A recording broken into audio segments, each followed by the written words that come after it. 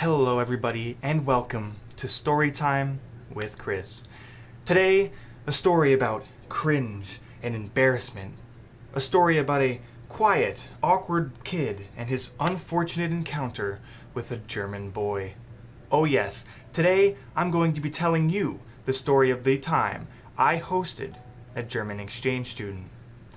I got my story right here and my trusty cup of hot chocolate to keep me nice and warm and cozy as I recount the events from today's story.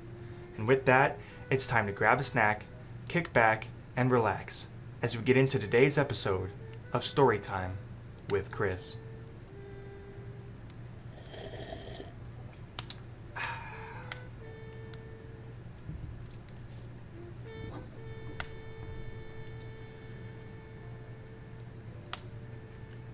This story takes place in high school, the highlight of my life so far. I was a sprinter on the track and field team. I had a few close friends who I would have sleepovers with constantly, and I was in my second year of being friend-zoned by my best friend / crush at the time. Life was great. German was my favorite class at the time, by far, and Herr Whitlock my favorite teacher. He was the German teacher. Anytime there was some kind of German-related activity going on in the school, you could probably find me there. So when the day came and Herr Whitlock made his rounds through the school cafeteria, asking students if they wanted to host a German exchange student for a month, he stopped by my table and gave me a look I just couldn't say no to. Before I go any further, I would just like to clarify that I was not an extroverted person. I wasn't very popular, I never went to parties, and I particularly wasn't good at talking to strangers. So agreeing to host a stranger, someone who had probably lived a completely different life from mine in a completely different culture literally across the world, in my own home, was probably the most out-of-character thing I've ever done. I should also probably mention that I wasn't the only awkward weirdo who decided to host that year. Two of my friends, Heidi and Miguel, who were also at the table with me, saw my act of heroism and decided that they too would step out of their comfort zones. Anyway, I got home later that day and asked my dad if we could host somebody. For some reason he agreed, and I went to school the next day to tell Harold Whitlock the good news. I don't actually remember the specifics of the next part very well. All I know is that Herr Whitlock told me that he needed to drop off some papers at my house the next day, so he asked for my address. So I told him. And I made sure to give him very specific instructions for how to find my apartment, because it was one of those buildings where you had to walk in first and then find the door.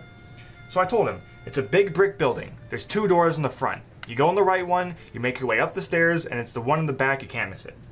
The next day, I found the papers at my door, so I assumed my instructions guided him safely to me without any hiccups. That was, until I saw him the next day at school and he said to me, "You told me the door I was supposed to walk into was on the right, but it was on the left."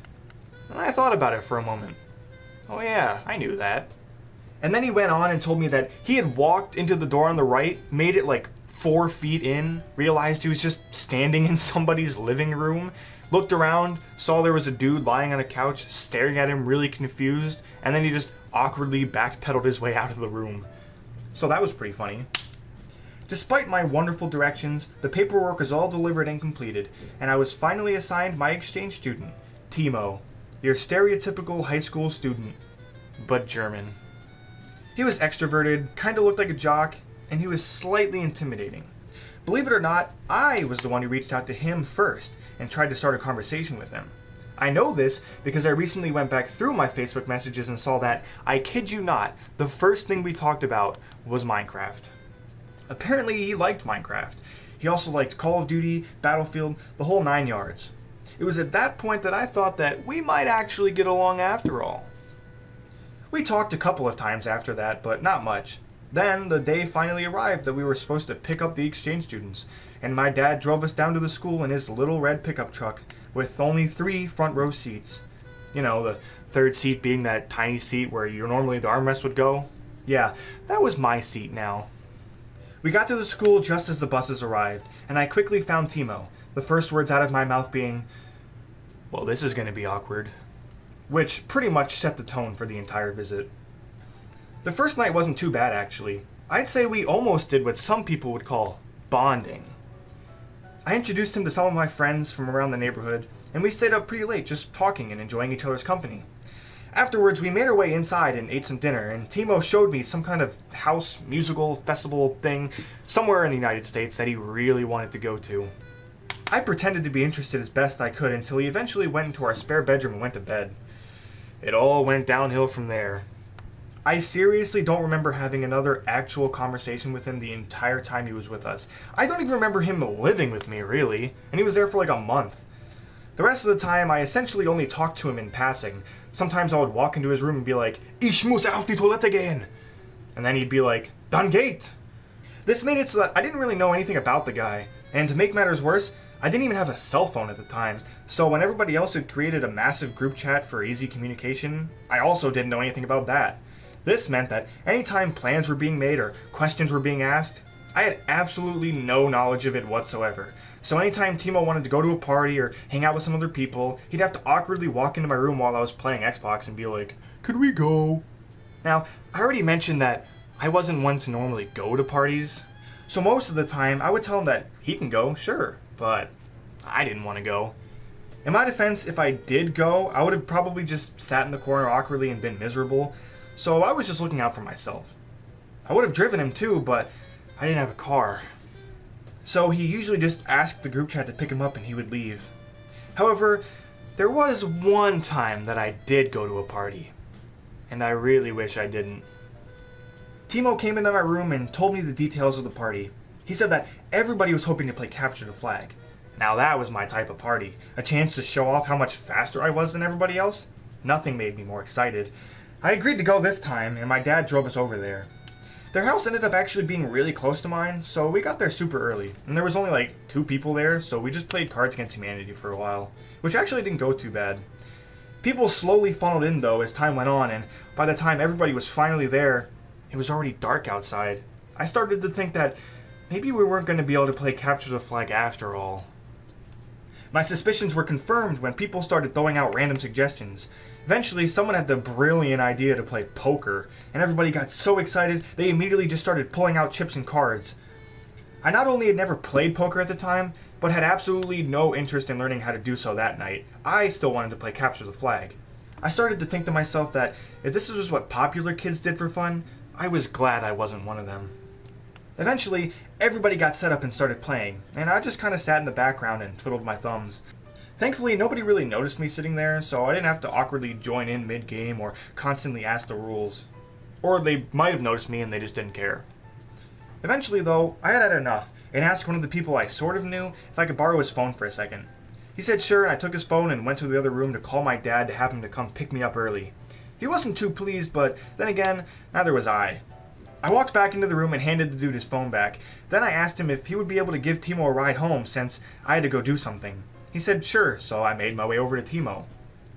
Hoping to bring as little attention to myself as possible, I tapped Timo on the shoulder and quietly told him that I was leaving, but I already had a ride arranged for him. He turned to me, clearly half interested in what I was saying, and was like, "Huh?" So I repeated myself a little louder, but he still didn't hear me. He turned further around and was like, "What?"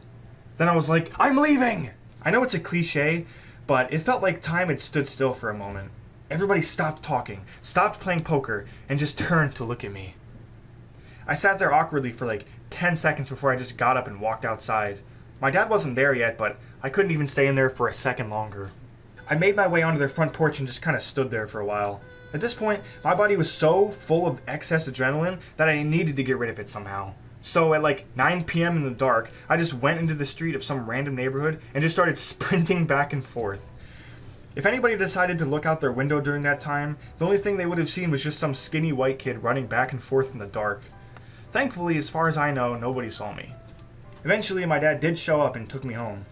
It was a few hours later when Timo showed up as well, but as always, we didn't really say much to each other. We just kind of went to our separate rooms. I don't think he was mad at me or anything. That's just how things were at the time. During the month he was visiting, we went on a few school trips. I mostly just hung out with my non-German friends though, so I actually enjoyed myself for the most part. As far as I knew, he was hanging out with some of his friends from back home too, so things were alright. On the ride home from one of them though, I did something kind of embarrassing. It was really late, and I was in one of those like sleepy, high-like states where you tend to say a lot of embarrassing things and are just, in general, not really aware of what's going on around you, when I asked my friend Heidi's exchange student to the homecoming dance the following day. I obviously just meant it as friends, but for some reason it still really bummed me out when she replied, "Yeah, okay, as friends." Like, obviously, why'd you have to clarify that? But yeah, I was pretty sad the rest of the way home. Also, I didn't go. About a week later, a small group of students decided to go bowling. I normally wouldn't have gone, but Heidi said she was going, so I did. I don't even think we actually bowled though. Me and Heidi just went and played in the arcade. At one point, she actually gave me a quarter to play that one domed game with the lights that travels in a circle from bulb to bulb. You have to hit the button directly when it's in front of you. Yeah, I won on the first try, and I won like 3,000 tickets. I then used those tickets to buy a bunch of gifts for the group in hopes that they would get to like me a little more. Surprise!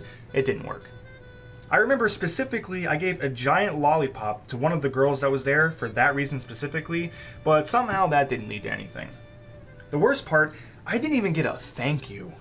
I just spent my hard-earned tickets on you guys, and not only do you not like me any more than you did previously, but you didn't even say thanks. I was so upset that I got home and wrote a long Facebook post basically complaining about how nobody said thanks for the random bowling alley toys, but deleted it like 1 minute later because I sometimes have some self-awareness. A few notable stories after that one are the squirrel story and the YouTube story. I'll start with the YouTube one because it's not really a story, even though I just said it was. Basically, Timo was helping me and my friends film a YouTube video for our old YouTube channel, and in it, he had to pretend to pull me out of my dad's car and hijack it. The point was for him to pretend to pull me out and shove me to the ground, but he ended up actually shoving me to the ground. I want to say that it was all the pent-up anger and frustration he harbored against me for being a crappy host, but I don't think he meant it aggressively. He was just German, I guess. The other story took place at the park near my house. Timo, my friends, and I were all playing wall ball when we heard a loud crack, almost like a gunshot, come from somewhere nearby. It was so loud that we stopped what we were doing and started anxiously looking around for the source of the noise, and all we saw was a squirrel sprawled out on the ground like 20 feet away from us. Apparently, it had just fallen like 40 feet off a branch of a nearby tree, and the slamming noise we heard was it belly flopping the concrete. We were pretty concerned that we might have just witnessed a squirrel faceplant and die right next to us, but what were we going to do about it? So we just continued to play wall ball. About 10 minutes later, the squirrel got back up and climbed right back up the tree, so I guess it was just stunned. Anyway, the final story took place on the last day the Germans were there. I had said bye to Timo in the morning before going to my classes and didn't really think much about it afterwards. That was until history class, when two classmates raised their hands and asked the teacher if they could go say their final goodbyes to their exchange students, since they were literally leaving at that exact moment. He gave them permission, and they stood up and started running out of the classroom. At that moment, I, for some reason, felt a moral obligation to follow them and show Timo that I cared one final time before he left. So I got up and ran out as well. By the time I got into the hallway, they were already pretty far away, and I didn't want to be awkward by running up beside them, so I just kept a reasonable distance between myself and them. Once we got into the lobby, though, where everyone was gathered, I felt too embarrassed to follow through, so I actually just ducked into a nearby bathroom. I spent a few minutes in there before sneaking out, making sure nobody saw me, and then walked back into the classroom awkwardly. And that was it. That was essentially my entire experience hosting a German exchange student. Since then, I've spoken to Timo once, and it was when he asked me if I was going to visit him in Germany. He told me that he wanted me to come for some reason, but I don't know if he was being serious or not because I was a pretty awful host. But I told him that I would think about it because I would have to see if I can get the money together first. I knew this wasn't ever going to happen though, so I didn't feel bad telling them that because technically I wasn't lying. I was just poor. The last thing we ever said to each other was actually in response to me coming down there to visit him. I said, "Hopefully," with a smiley face, and he responded, "Yeah, hopefully." And that was it. That concludes today's story. Do I regret hosting an exchange student? No. Would I do it again? No. Should you host an exchange student? Maybe. And with that, I'd like to thank you all for watching today's episode of Storytime with Chris. I'll see you in the next one.